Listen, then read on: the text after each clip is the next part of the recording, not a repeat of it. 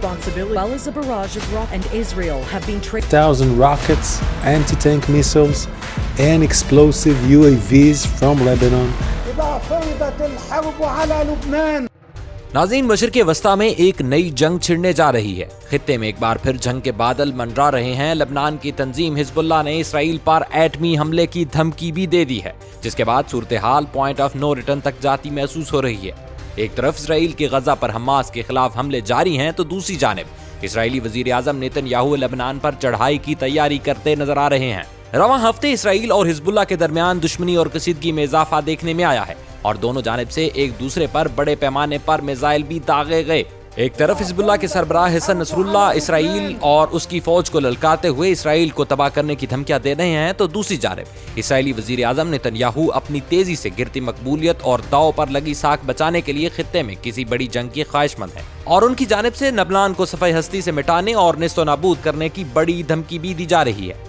2 रोज पहले लबनान की निजी मलेशिया यानी हिजबुल्लाह के सरबराह ने धमकी दी थी कि अगर इसराइल के साथ लबनान की जंग छिड़ गई तो वो शुमाली इसराइल पर हमला करेंगे। वैसे अगर तकनीकी तौर पर देखा जाए तो इसराइल और हिजबुल्लाह दोनों के दरमियान जंग पहले दिन से ही जारी है, क्योंकि दोनों जानिब से एक दूसरे की तनसीबात पर रॉकेट और मिसाइल दागे जा रहे हैं, यानी हमले किए जा रहे हैं, बस बाकायदा जंग का ऐलान नहीं हुआ।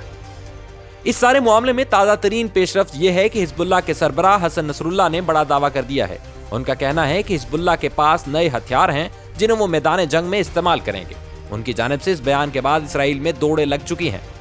इसराइली जंगी माहिरीन और थिंक टैंक इस बात पर बहस कर रहे हैं कि क्या ईरान ने हिजबुल्लाह को जौहरी हथियार फराहम किए हैं, क्योंकि रिवायती मिसाइलों की मौजूदगी में तो हिजबुल्लाह की जानिब से इतना बड़ा दावा नहीं किया जा सकता था, जबकि गैर जानिबदार मुबस्सरीन का मानना है कि हिजबुल्लाह के सरबराह हसन नसरुल्लाह की जानिब से दिया जाने वाला बयान महज अपने लोगों के जज्बात को बढ़ाने और मोराल अप रखने की कोशिश है, वरना इसके पास कोई नए हथियार मौजूद नहीं है। हिजबुल्लाह की जानिब से शुमाली इसराइल के शहर हीफा की ड्रोन फुटेज जारी की गई, जिसमें अहम फौजी और शहरी मकामात की निशानदही की गई है। इसे इसराइल के लिए एक धमकी के तौर पर देखा जा रहा है कि वो तनाज़े में इजाफा न करे और जंग की सुलगती चिंगारियां न भड़काए, वरना खीफा जैसा अहम तरीन इसराइली शहर नेतन्याहू की अना, जिद और हटदर्मी की भीड़ चढ़ सकता है। नाज़रीन, वैसे तो BBC, रॉयटर्स और CNN समेत आलमी मीडिया हसन नसरुल्लाह और हिजबुल्लाह के इस स्टंट को नफ्सियाती जंग और दबाव बढ़ाने का हरबा करार दे रहे हैं, लेकिन साथ ही माहिरीन का मानना है कि इसराइली वजीर आजम अपनी गिरती मकबूलियत की वजह से नया महाज भी खोल सकते हैं ताकि आवाम की हमदर्दियां हासिल की जा सकें। दूसरी तरफ हीफा की ड्रोन वीडियो जारी करने के बाद इसराइली वजीर खारजा ने अपने रद्द-ए-अमल में कहा कि हुकूमत लबनान और हिजबुल्लाह के खिलाफ कवानीन में तब्दीली के फैसले के बहुत करीब है।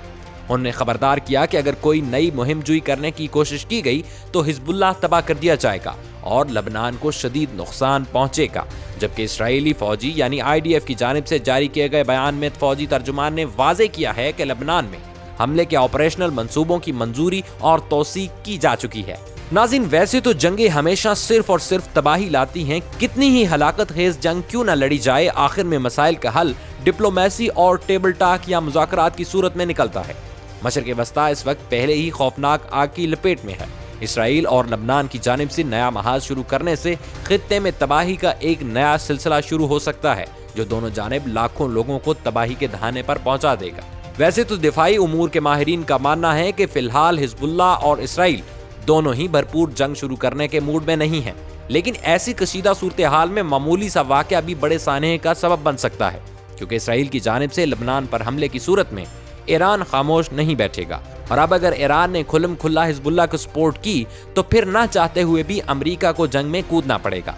और अगर जो बाइडन इंतजामिया ऐसा नहीं करती तो अमेरिका में मौजूद इसराइल की हिमायत याफ्ता लाबी इन्हें ना सिर्फ टफ टाइम देगी, बल्कि इसका खमियाजा इन्हें अगले अमेरिकी इंतखाबात में भुगतना पड़ेगा, जहां डोनाल्ड ट्रंप जैसे हरीफ ने वैसे ही जो बाइडन को अभी से दिन में तारे दिखा दिए हैं। इसराइली हुकूमत में शामिल कुछ अफराद का ख्याल है कि 7 अक्टूबर को हमास की जानिब से किए जाने वाले हमलों ने सिक्योरिटी का नुक्ता नज़र बिल्कुल तब्दील कर दिया है। इनके ख्याल में जब तक हिजबुल्लाह को शिकस्त नहीं होती तब तक शुमाली इलाकों के रिहायशी अपने घरों को वापस नहीं जा सकते हैं।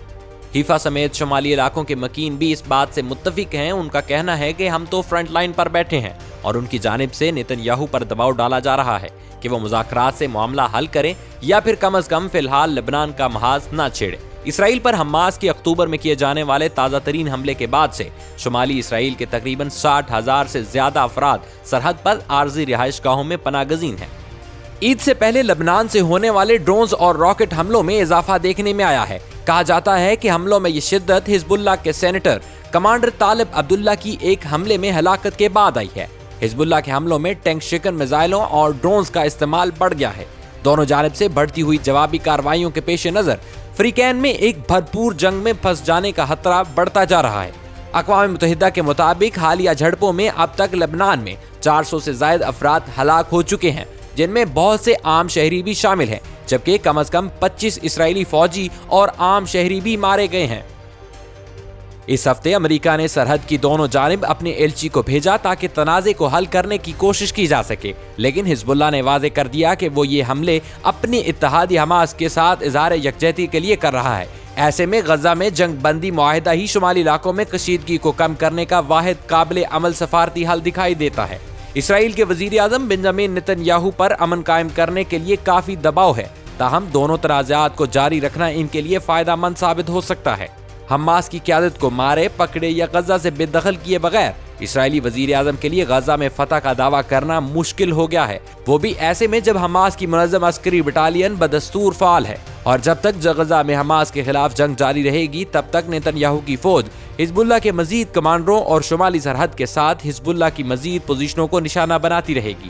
ایسا کرنے سے انہیں جو یہ جواز پیدا کرنے میں مدد مل سکتی ہے کہ دونوں تنازعات کے حل کے بعد ہی شمالی علاقوں کے رہائشی اپنے گھروں کو واپس جا سکیں گے۔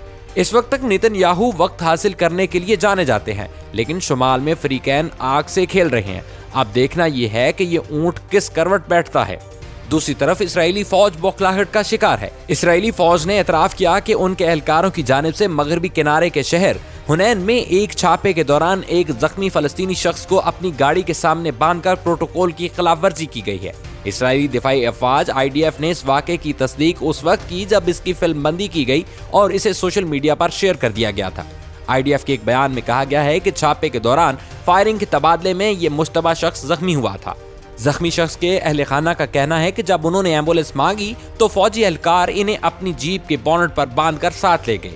اس زخمی شخص کو علاج کے لیے ہلال احمر منتقل کر دیا گیا ہے، جبکہ IDF کا کہنا ہے کہ واقعے کی تحقیقات کی جائیں گی۔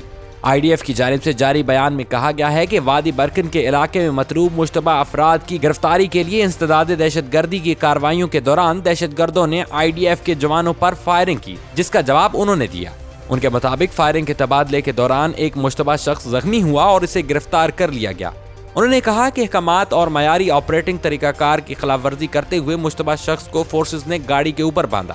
اس واقعے کی تحقیقات کی جائیں اور اس کے مطابق اسے نمٹا جائے۔ غزہ کی پٹی میں جنگ کے آغاز کے بعد سے مغربی کنارے میں تشدد میں اضافہ ہوا ہے، جو 7 اکتوبر کو جنوبی اسرائیل پر حماس کے مہلک حملے کے بعد شروع ہوا تھا۔